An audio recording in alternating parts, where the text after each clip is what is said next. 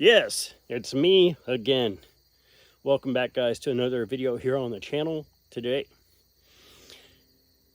I was watching a YouTube video not too long ago, and it was about what you really need for an overnighter. And it was a lot of stuff, I'm not going to lie. A pack full of gear and kit and all that kind of stuff. Well, my goal here tonight is to show you the loadout and the kit for an overnighter in 1979 when I was only 8 years old. All right, we're going to start off with sleeping bag. Here we go.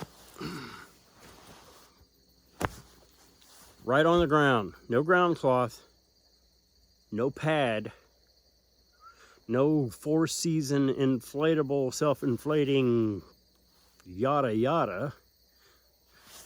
Just a sleeping bag, right on the dirt or the grass or whatever happened to be there. All right, that's item number one. Item number two, canteen, full of water. You get thirsty. Item number three, pocket knife. Item number four was always matches, but I happen to be a grown-up now, and I have a cigarette lighter. Got to start a fire. Last but not least, normally some kind of a snack. For me these days, my go-to is just to grab an MRE. There you go. That's the entire loadout for a 9-year-old in 1979 for an overnight camping trip. You notice what's missing? Shelter. No rain fly. No tarp. No tent. None of that kind of stuff. We just slept on the ground right next to a campfire. That was it. I didn't even own my first tent until I believe I was 14. My father had an old $10 pup tent that he gave me because he didn't use it anymore. And up until that point, I had nothing. We slept just like this, laying on the ground, climb in your sleeping bag, make sure you got your canteen next to you, so if you want to drink, make sure you got your snack next to you, and, you know, pocket knife for safety, because, you know, everybody knows that you can slay monsters with a 2-inch blade. Book of matches, get the fire going. No light. Didn't need a light, we had the fire. That was our light. So when we wander off into the woods at night, because we had to keep that fire going, we wandered off in the dark, gathered wood, brought it back to the fire, and we'd take turns rotating through the night, keeping that sucker going, because you know what happens if you don't? Light goes out and it gets damn cold. Now, because we had no shelter, there were times that we checked the weather forecast. Weatherman said, "Nah, you're good. It's not gonna rain." But guess what? We woke up wet. There were times that I walked home in the middle of the night in a pouring rain, sleeping bag slung over my shoulder, wrapped around my neck, just water just running out of it because we got rained out because the weatherman said it wasn't supposed to rain, so we went. Guys, it's an overnighter, okay? Now, if you're one who takes a lot of kit or whatever, don't get me wrong. I'm not knocking you for having more kit than just your basic stuff. Not at all. You take whatever makes you feel good, whatever you're comfortable with. But as far as what you need, legitimately need, you can even pare this down. It's an overnighter, that's it. Food, gone, you don't need it. You're gonna get up and pack out in the morning.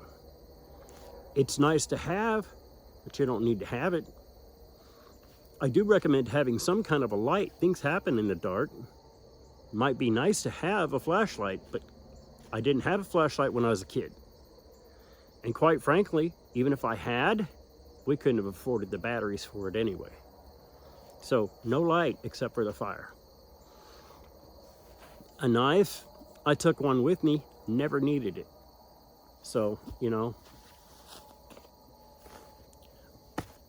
sleeping bag, Canteen, that's an overnighter for a 9-year-old boy, guys. There you go, in a nutshell. Now, one of the biggest things, one of the biggest challenges most people face when sleeping out, especially with no shelter, is feeling insecure because they're exposed. They don't feel protected because you don't have anything over the top of you or around you. And that's not your fault. You're human. You grow up in a house with solid walls, locking doors, locking windows. You're used to feeling protected. And when you sleep out the way that I grew up sleeping out, it's creepy. It's damn right scary sometimes. You'll hear noises, not know what they are. You'll notice that you wake up a lot. Sometimes you'll suddenly wake up and start when you hear something.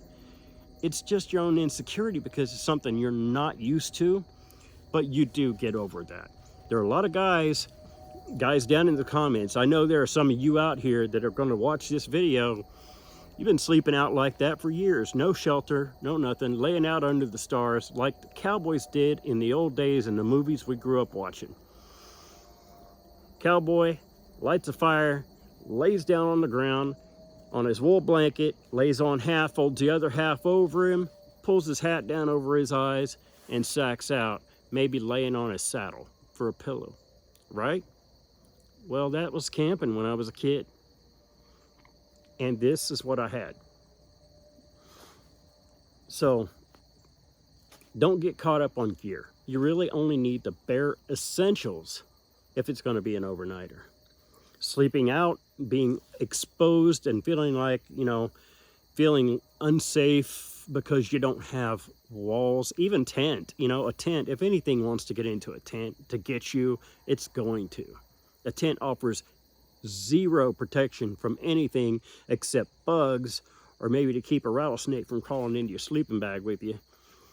But it's not really any protection. But it gives you that feeling, that sense of protection, you know?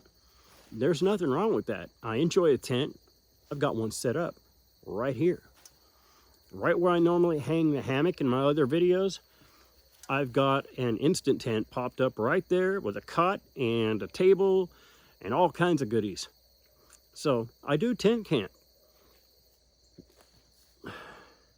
But overnighters, take whatever you want, but you can keep it just as simple as this. Eat before you go. You don't need food. As a grown adult, I recommend you take a knife. A child maybe shouldn't always have one, but I recommend you have a knife. Really, at bare minimum, you should have your 5 C's. And if you want to take it a step further, your redundancies, okay? You want to have your combustion tool. You want to have your cordage. You want to have your cover. You want to have your containers. You want to have all of that stuff, right? Keep it simple. It's not that hard. And you may find that being a minimalist, like things were when I was young, might just be the best thing in the world. It might be great. You might love it. All right, thanks a lot for watching, guys. Don't forget, if you like the video and you want to subscribe to the channel, reach down there in the bottom right-hand corner, ding that notification bell, select all notifications. If you want to see when I upload, subscribe to the channel, leave a like on your way out. If you like the video, leave a dislike on the video if you dislike the video. But if you're going to dislike, hit me up in comments, let me know why. Let me know what you don't like, what you disagree with, and I'll tell you I don't care.